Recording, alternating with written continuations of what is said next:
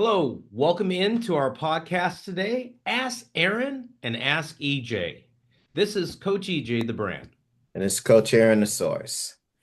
EJ, what are we gonna ruminate on today? Oh man, this is a great subject that you and I talk about a lot in the gym. We had a long discussion a couple days ago, and the subject today, or questions to ask us, are do you really believe in yourself? Your self-worth as an athlete. Do you believe in what you're doing? Do you believe you're a dude, as they say out there in the world these days, Aaron? That's what we're gonna kind of elaborate a little bit on today. Yeah, I like that. You guys, a companion podcast to this might be one of our older ones would be Bet on Yourself. So you guys should check that out. And then we also did one, oh God, I forgot the title, but it's I think it's Athlete Confidence. So I Yes. think those two might go well with what we're going to talk about today. So, EJ, I'm gonna go ahead and let you kick this off. I love it. I love it. Aaron, as you and I were going through our careers, or even when we were younger, and you and I really start to talk about the evolution of how an athlete gets to where they need to be mentally and their belief system. And I think you and I had discussed as we were growing up as kids, it was kind of ingrained in us, through our parents, through our friends, through what we saw out there in the public. And one of the things that you and I came to conclusion on is that we just bet on ourselves. We believed in ourselves and what we were going to do. No one had to tell us we were good. We knew we were good. It was something about this competitive energy that said, "Hey, I want to outdo you," and in a good way. Right. Even if we're competing against our teammates, we want our teammates to do great because we, as a team, would do great. But there's always that competitive edge that drove us to be the best we could be. And no one had to tell us, like, hey, you're going to be good. I remember this story, Aaron. My college coach said, hey, man, guys have a lot of confidence out here, but there's one guy that he's a freshman, but he doesn't act like a freshman. That's this guy, EJ. And for me, I knew that. He didn't have to tell me that. I knew I was good. I knew that I was going to go in and play. I think at a very early age, and I think it had a lot to do with just hanging around in the streets, playing street ball and playing Right. outside. It led me to have this belief system of, whether it was playing a pickup basketball game or running races, playing tag at Right. night, you didn't want to be caught. You wanted to be the best. And I think, that's just how it works. And you and I were talking about this for a couple days now. So I'm gonna kick it off with that, kind of just a general overall process and try to understand how athletes think these days, and why don't a lot of athletes believe in what you and I had ingrained in us. And there's a lot of tentacles we can take and different approaches we can take, but I think it's a great subject to discuss today.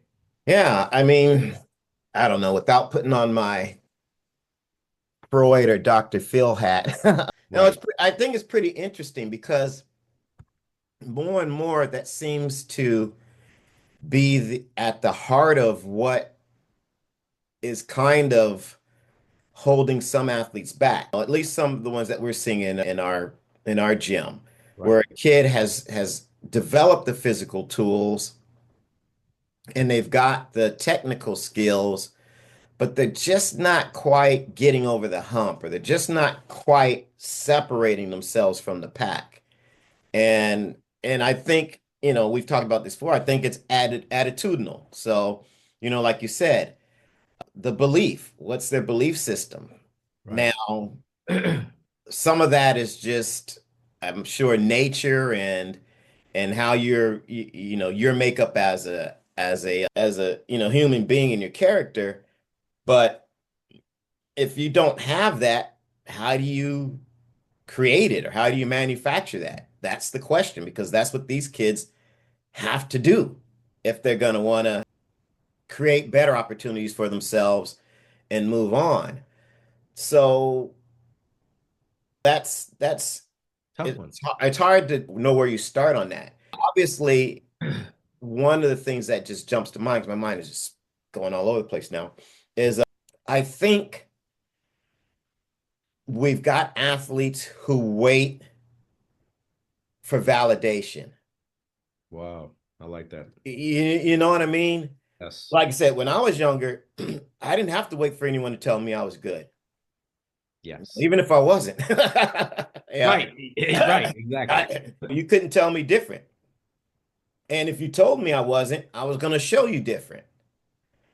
And and again, I'm not a psychologist or anything, but it seems to me we do have a generation of kids who are, and again, I hate to go back and say this all the time, but who are kind of raised on some of the the unicorn and rainbow sticker mentality, where you're getting a prize for everything, and I think you're getting false validation instead of true and honest criticism. Right. And so is there kind of an inflated ego or inflated sense of self-worth in these athletes? I don't know. Maybe that feeds into it. But what happens is these kids get to a come to Jesus moment, whether it's in sports or education, everything else, where all these years they've gotten participation trophies and their parents have put stickers on their bumpers saying that their kid's an honor roll student and but Exactly. there's never been any real context. Did you get, a trophy, but the level of play wasn't, you know what I'm saying, Yeah. where Yeah. it should be? Were you on the honor roll, but what was the bell curve, or I think that's called the bell curve of the class? Right. Who are you competing, or who are you compared against? And so when you hit true, as you move up in levels and you hit true competition and the air gets thinner, then some of these athletes find out that they can't operate and breathe at those altitudes, because once what they thought of themselves and their perception kind of gets cracked or shattered a little bit. And we even talked about this in our last podcast just a couple weeks ago, where we talked about the whole, God, what was the name of it? But the verbiage aspect, calling everything elite, Yeah. calling everything What's in the name? special. Yeah, what's in the name? That What's in was the it. name? And so some of this stuff I think feeds into that. And as that veneer, that curtain is pulled back as they get up in levels, because the truth starts to come at you a lot harder and people aren't holding back, you start to see that, oh, maybe I'm Yeah. not as good. And you might still be that good, Right. but it's been built on a foundation of some of these external things versus coming from you as an individual.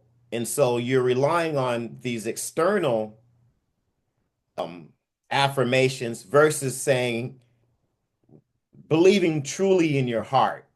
Right. You get what I'm saying?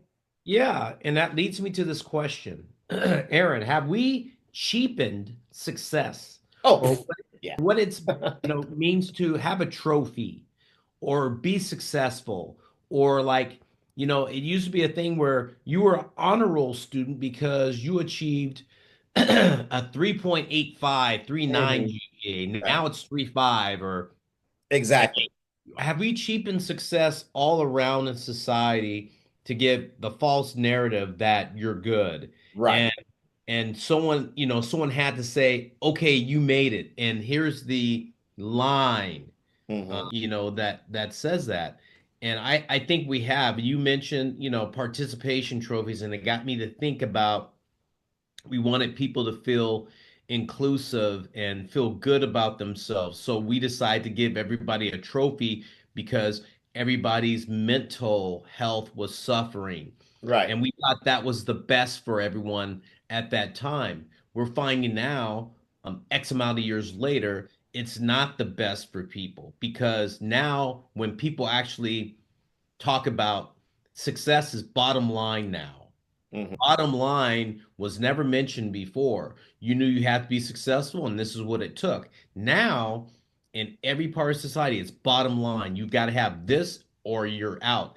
And now, with that kind of, hardcore like bottom line, what are athletes doing today to understand what that truly means? It's not a participation trophy anymore. Bottom line's this if we're using college baseball.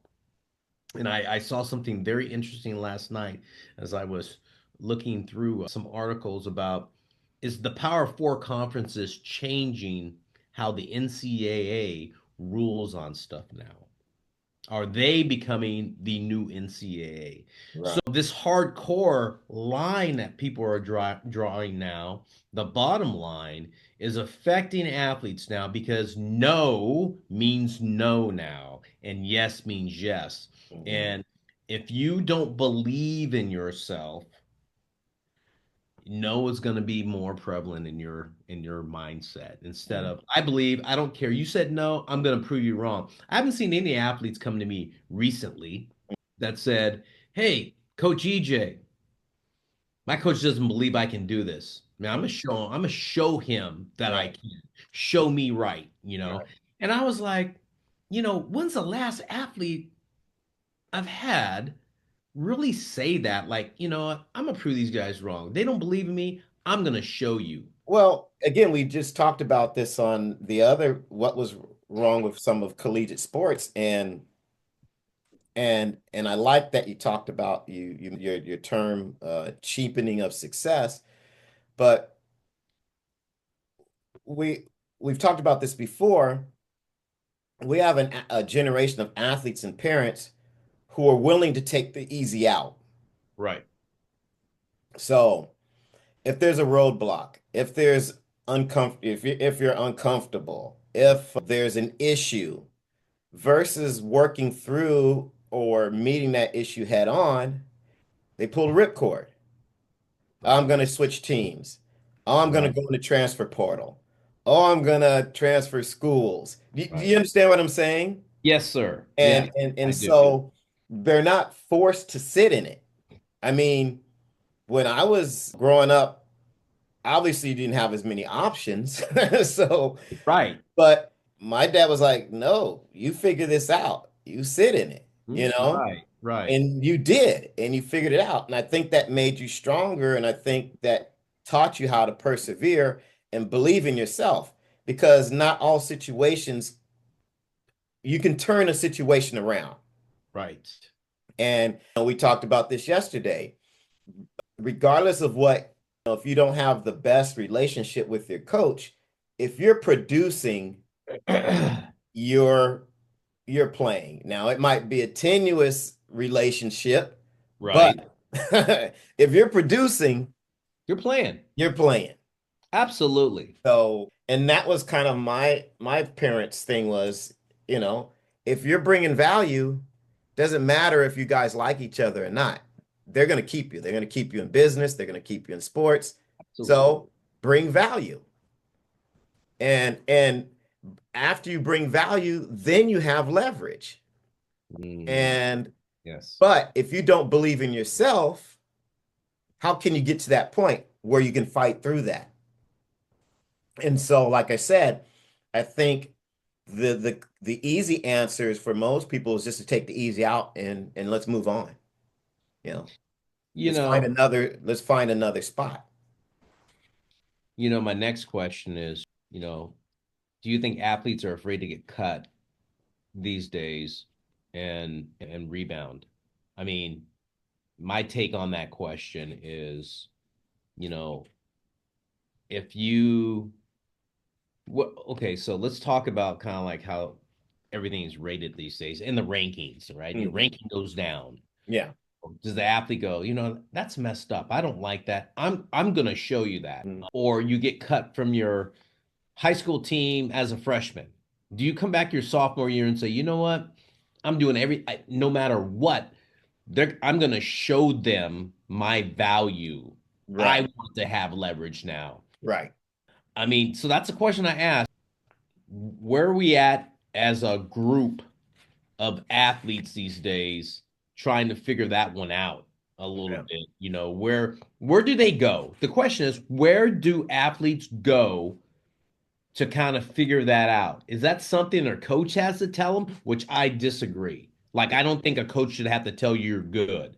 Right. You know, what is that something like home training? Go back to our podcast on home training. Does it start at home? Which I think it does. I think so too. My answer to that question is it's home training. It Right. starts at home because your parent or parents or grandparents or whoever's raising you has instilled this value system in who you are as a person. Forget about the sports, who you are or what's in your name. You Right. know, my father was big on this, Aaron. My parents, mom and dad were like, hey, don't embarrass our name. Yeah. Yep. There's Like, a, there's a boy, what's wrong with you? Don't uphold the embarrass your name. family name. There's that, yeah, Yeah. that pride. No, I agree with what you're saying. Now, I do think that coaches can play a part. Okay. And this is what I mean by that. What I mean by that is coaches have the responsibility to give honest assessments. You know, Right. coaches shouldn't be blowing any more smoke up their ass than anyone else. Right. Coaches should, they're part of the development process is knowing where you are. Mm, And I think our responsibility as trainers and coaches is telling them honestly where they're at.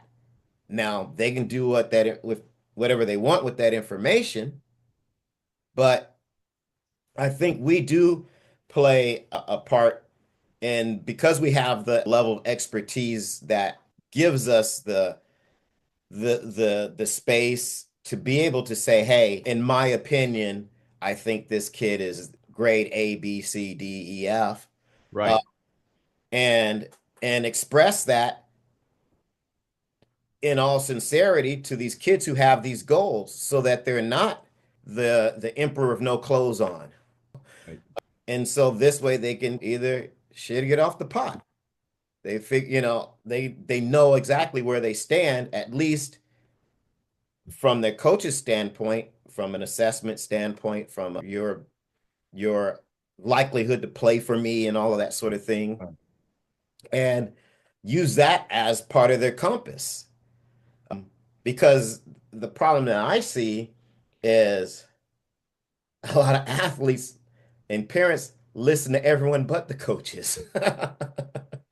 Oh my goodness. Right. I And it's mean, like shatter. I'm getting questioned and fact checked by 13 and 14-year-olds, and because they've talked to their neighbor who does CrossFit. It's ridiculous. I've been in the business 30 years. So why would you come to me, ask me for answers, and because you maybe don't get the answers you don't like that you were expecting, then go search someplace else? But I think that's part of the problem is we're in I'll put it in a social media aspect.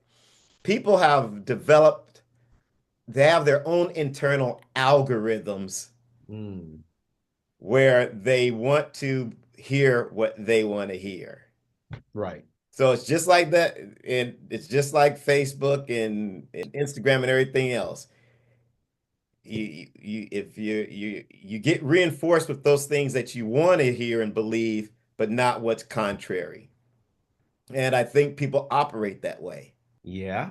They sure do. They want to hear what they want to hear. And Yeah. then when they don't hear it, they go to other resources so that person can tell them what they want to hear. Or they look for reasons to discount what they've heard. Right. It's like, yeah, it's okay. That's all right. Yeah. That's what you believe in. But the bottom line, as I said, there's going to be a yes or a no. Yeah.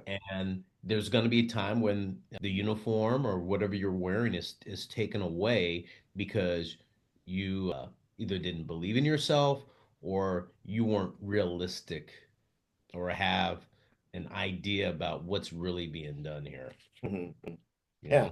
know? So again, kind of to circle back to our topic here. Right. in terms of, do you really believe? Well, that's a question only you can answer. And if you don't, you've got to start to figure out, how do I believe? Well, start to look at the circle of people that are around you. Have you put yourself in the right environment with the right people getting the right information to be successful? Right. What have been your successes and your milestones in your development? Sometimes it takes a while, but there are certain things that might happen that aren't necessarily groundbreaking to you, but those little things that start to show, hey, building this mountain of success to where I want to go. So it takes a lot of internal reflection to be able to do that. I mean, I'm just one of those guys who always self-assessed, always self-assessed, always measured. And that was kind of how I stayed on task. And being highly competitive, that was even more fuel for me. But, Mhm. everyone is different, everyone's motivated differently. You got to figure out what that motivation is, and then build your belief system on top of that. Well said. I I don't really have anything else to say in regards to that. I think you really wrap that up about how to get your belief system where it needs to be. Aaron, I think it's a good way to end today with Okay. what you just said. It was excellent. Yeah. So, with that said, Aaron, ask Excellent. Aaron and ask EJ today on our podcast. Thank you for joining us, Coach EJ, the brand. It's Coach Aaron, the source. Again, I'd like to ask you guys to hit the thumbs up or the thumbs down button. Doesn't matter for us. We're trying to work the algorithm here. If you've got a question or comment, send it in, email us, text, whatever you'd like, and we'll try and answer it. Absolutely. Can't answer it if you don't ask it. We'll see you.